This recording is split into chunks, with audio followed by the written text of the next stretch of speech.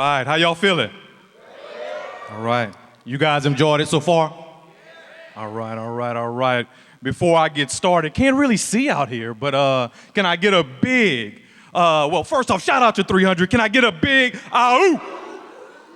That was all right, that was all right. I want a big one.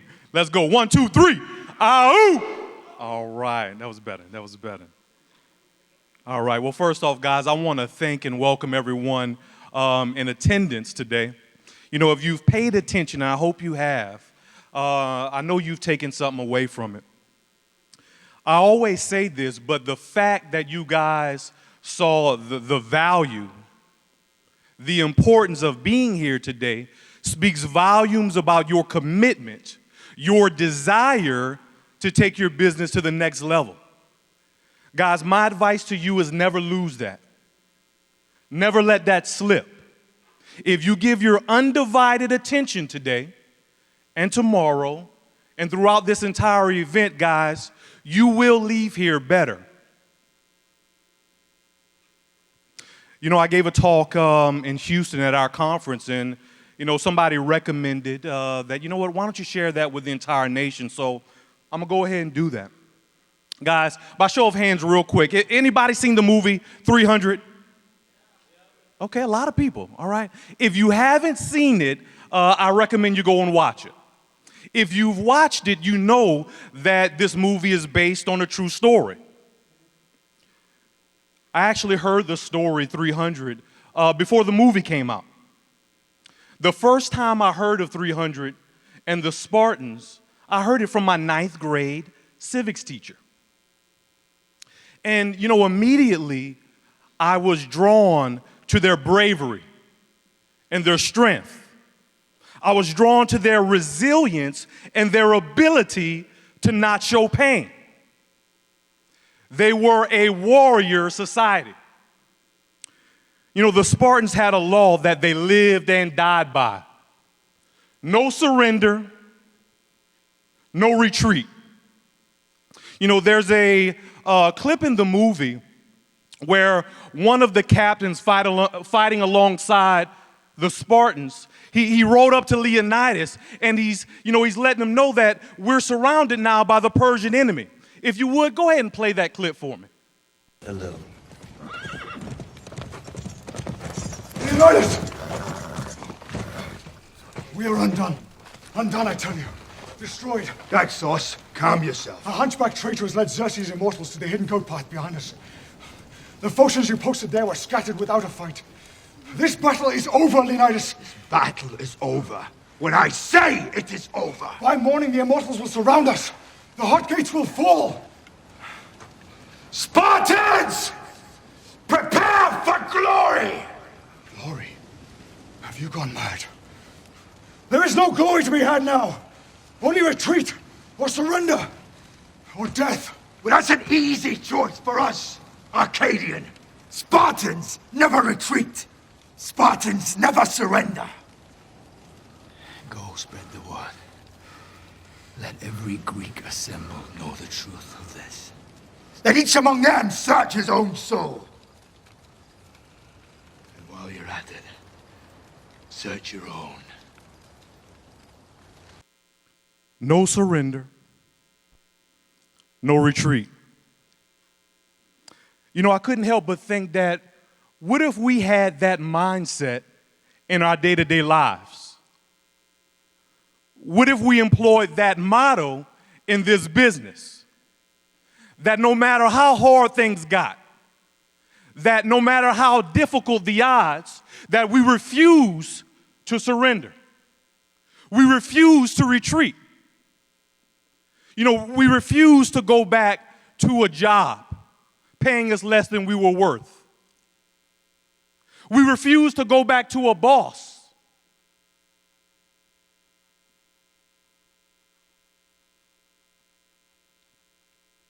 we refuse to retreat from an opportunity that can potentially change our lives, that can change our families' lives.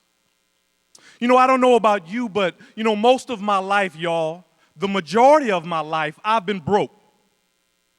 You know, my mom and dad, they worked their entire lives, full-time jobs.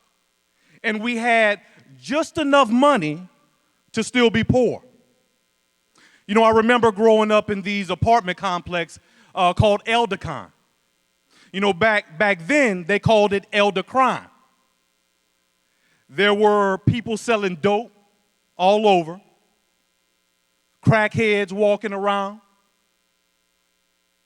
It got so bad, y'all, that they put us on 24/7 police patrol. All day, all night, police riding around the neighborhood. Now listen, that wasn't where my mom and dad wanted to raise us. But they did the best they could with what they had. If you'd come into the neighborhood, so you drive in and you come to the middle street, take a left, that's where we were. We were 105 Scottsdale. And when walking out of our apartment, right, so you walk out, and if you look to the right across the street, there was the complex sewage system. Looked like a big, overground, above ground pool, right, real deep. And I remember, y'all, when I'd fix a glass of water, I remember you'd smell the stench of sewage in the water. And I remember thinking, man, how bad the water smelled. I'd hold my breath so I wouldn't have to smell the water. I remember we ate chicken over 60 days in a row. And, I remember because as a child, I decided to count because we were eating chicken so much. And listen, y'all, it wasn't because, we love chicken that much. And we do. We love chicken that much. But that wasn't the reason. It was because it was so cheap. Okay? And you can get a bag. Listen, you can get a bag of leg quarters at Walmart for $5. You can get a bag of rice and a can of beans for cheap. I remember eating government cheese. Y'all ever ate government cheese? If you've eaten government cheese, you know it's impossible to melt. You can put it in the microwave for 30 minutes, and you will not put a dent in government cheese. I remember going to school hungry, and, I couldn't wait to go to school and get to school, so that way I can eat lunch and, eat breakfast because I was on free lunch, right? Y'all, my kids, they want to bring their lunch to school because they say it's so gross. I was the one at lunch saying, are you going to eat that? You going to eat that? And boy, I ate it. It was delicious. But when you're hungry, it was good. I remember in middle school, I had 2 pair of jeans that I'd alternate. I remember a pair of green and black Arizona. You remember Arizona pants? Okay, you got those. Those were the cheap ones, right? And I'd alternate. Monday was the black, Tuesday was the green. Guess what I was wearing Wednesday? You got it. The black. I bet you can figure what I was wearing Thursday. The green. And then I go to Walmart to buy a pack of T-shirts because I didn't have any clothes that would fit. And then Mom would go to Payless and get my school shoes. Payless isn't around anymore. But what Payless used to do, y'all, any shoe that was in style, Payless would try to copy it. But they would put this little stupid-looking logo on it. So the Jordan, Jordan's like this on there, right? The Payless, they would do like a hook shot or a guy doing a layup. And everybody would know that your shoes were fake. Y'all know about Payless. Some of y'all know about Payless. Y'all, and Yahweh willing, that's not something I want to go back to. And it's that fear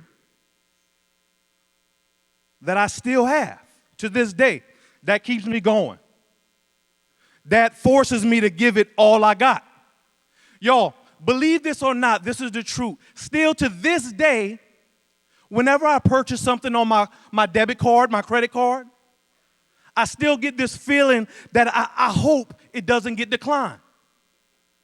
No matter how much money I've made, no matter how much money I have in the bank, I still get the feeling I hope it doesn't get declined. When I go to hotels, I travel a lot, training and doing that type of stuff, right? I go to these hotels, I still take all the shampoo, all the lotion, the soap, I take everything. If they got coffee, I'm taking it. I got these Ziploc bags at home that nobody ever uses. I think I'm the reason why they're starting to just put them locked up in the showers. I may have something to do with that. Now look, I get it. This business isn't always easy. I've definitely had some, frustrating times. Listen, I've been disappointed. I've been upset. I've been tired, mentally and physically. I've been stood up by agents countless times. I told y'all the story, y'all. I flew to Philadelphia from Louisiana to field train a guy. I stayed in the worst motel of my life. This motel had cigarette burns, the comforter had cigarette burns along the entire comforter. And I remember, how does this even happen? How do you get, and I remember the thought, y'all remember it's like it was yesterday. I was like, man, they could have took my money that I paid and went get a comforter. It was so bad I had bad dreams. That's how bad it was, true story. And I went out there, y'all. I used the little money I had. I bought a plane ticket. I got the room. I got a rental car, and I got some leads. But I was dead broke after that. No savings, no nothing. And I remember, back in those days, we'd have to look at an Americo ledger, right? We pull up the Americo site. Y'all remember? Some of y'all that's been here a while. And I was so happy I had a deposit coming that next day. But when I woke up the next morning, I didn't have any money in my account. And I'm like, man, what's going on? So I pull up my Americo ledger, and y'all, I had a $2,000 roll-up. And I'm like, oh, man, I'm out here broke. So I didn't tell you guys this part. I had to call my mom and ask her to borrow some money. Now here I am, a grown man, and I got to call mom to borrow some money. It was embarrassing. And to make matters worse, the guy who rolled up the $2,000 was the guy I was in Philadelphia to train. I called him that morning because we were supposed to meet up to go train. I called him, and he never answered the phone. I've never spoke to him again. He never answered or called me back ever. I flew to Philadelphia from Louisiana, spent all the money I had, y'all, and the guy stood me up. Do you think I was aggravated? Hell yeah. Do you think I was annoyed? Absolutely. Did I think about quitting? No way. Surrender and retreat was not an option. I took my leads and I went to work. And for some of y'all know they got some areas in Philadelphia. I was in the area, y'all, that a lot of people will be scared to work in. I wrote about like 1,800, give or take, did what I had to do, and I came home and got back to business. When your back's against the wall, y'all, you got to fight. The problem some of us have is that we consider giving up every time something doesn't go the right way.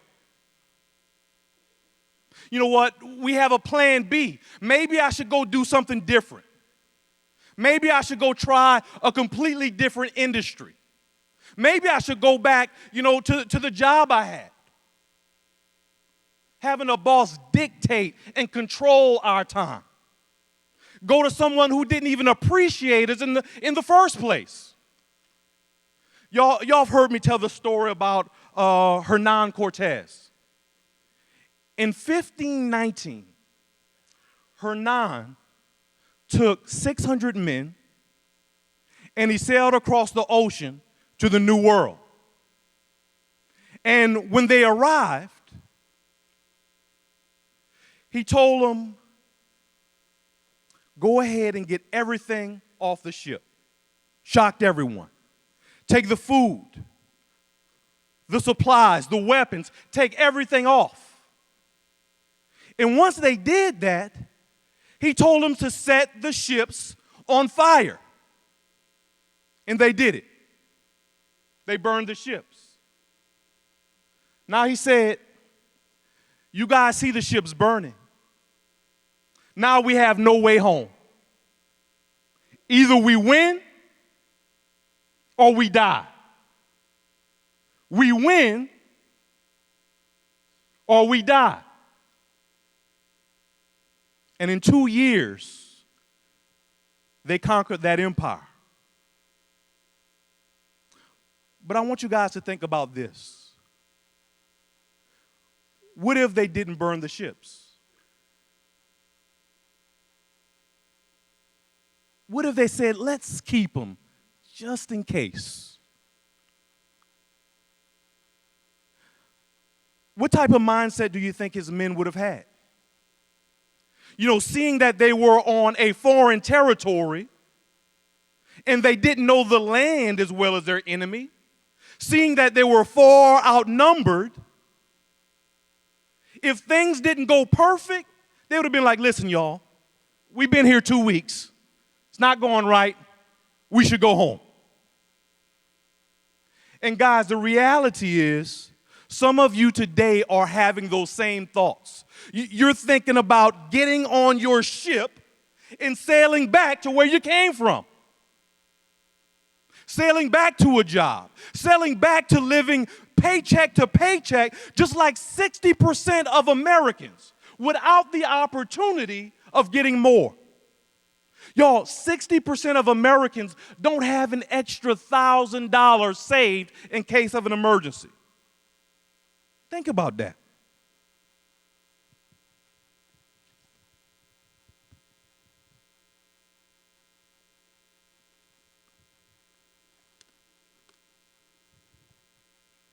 We all have a limited time in these bodies. A man or woman will see the sun rise and sunset 29,000 times in their life. Some see more, others see less. How do you want to live your days? As a fighter or as a coward? As a warrior or as someone in constant retreat? Always waving the white flag of surrender. When you're gone, how will you be remembered? How will your family remember you? I remember the man that my dad was. If you can show a picture of my dad.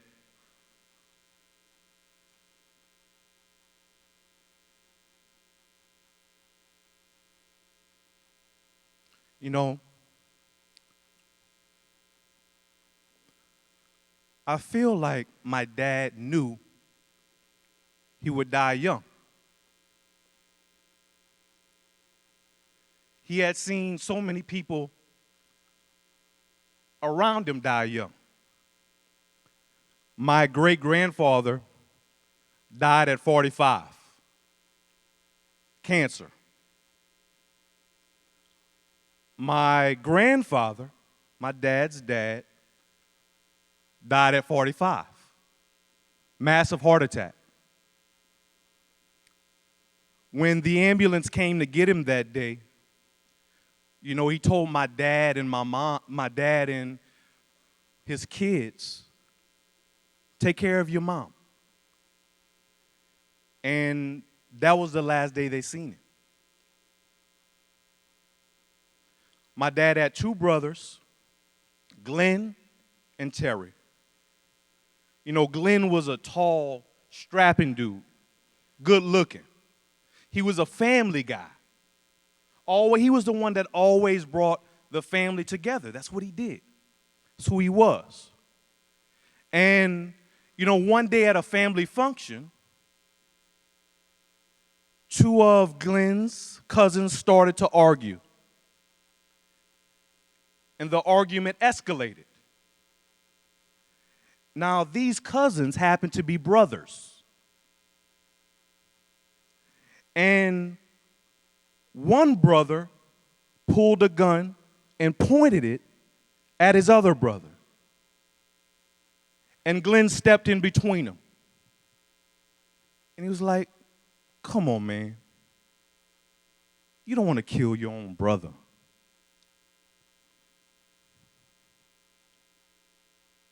And he shot. Pow. And the bullet hit Glenn directly in the heart.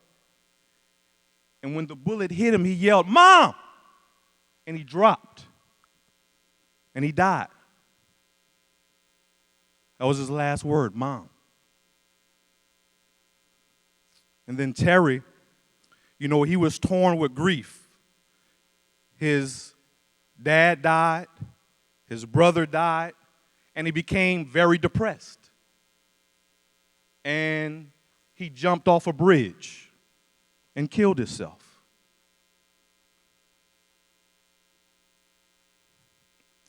So, ever since I was a toddler,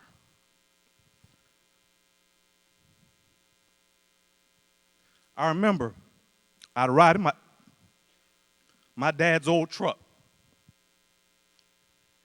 And he would always tell me, he's like, hey, if I die tonight, always say this, hey, no, I love you. You know, if I die tonight, I want you to do this, do that. He tell me these things, what it was to be a man. And he repeated it over and over and over to make sure I got it.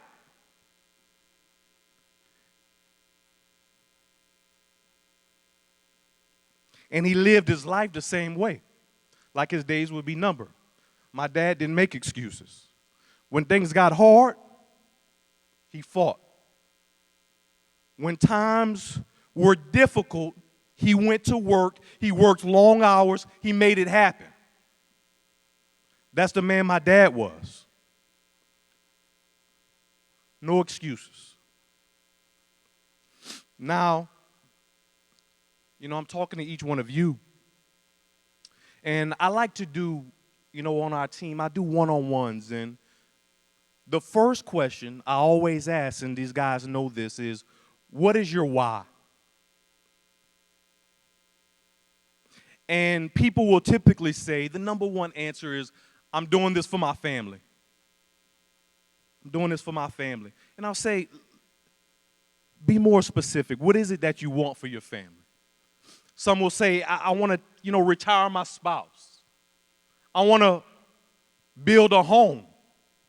I want to do something for the children or just live a better lifestyle. And my response is always the same. I say, listen, please don't take offense to this. But wanting, because people say, I want this, I want this. Don't take offense to this. But wanting doesn't mean shit. People want all kinds of things. They want a better marriage. They want to lose weight. They want to make more money. But it's not what you want, it's what you're willing to sacrifice for what you want that matters. And listen, each of us, we have to be real with ourselves. We have to look the man or the woman in the mirror and say, what am I willing to sacrifice for what it is that I want? You know, I look back over these last 10 years and I've sacrificed quite a few things. You know, I've sacrificed time with my family. I'm a family man. I'm not someone who goes out to the club. That's not my thing. I like to chill with my family, my wife and my kids. And, you know, I've gone and left and had to go train or do this boot camp or whatever it is and gone for an extended period. And then I come home and my son is not as attached to me as I'd like. He's 4 years old now, Michael. And honestly, it would hurt my feelings, and it does hurt my feelings. I've come home and had to explain to my wife, listen, this is why I'm doing it. Reminding her why I'm going so hard. I've said no to entertainment, sleep. So many things I would have loved to say yes, but my why is seared in my brain. I want to leave a legacy for my family. I want every other generation of Celestines before me or after me to be better off the ones before. If my life is cut short, I want my wife to be taken care of. And Yahweh willing, I live to be 90 years old, but I want to accomplish something worthwhile. That's what I want, and you know what? I'm willing to sacrifice for it.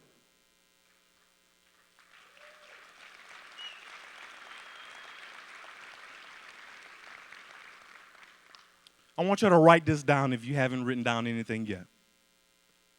The separation is in the sacrifice. The separation is in the sacrifice. I think about the Messiah. What was his legacy? Isn't it salvation? You know, so that way we sinners could be forgiven for our sins. And he sacrificed his life so that way that can happen.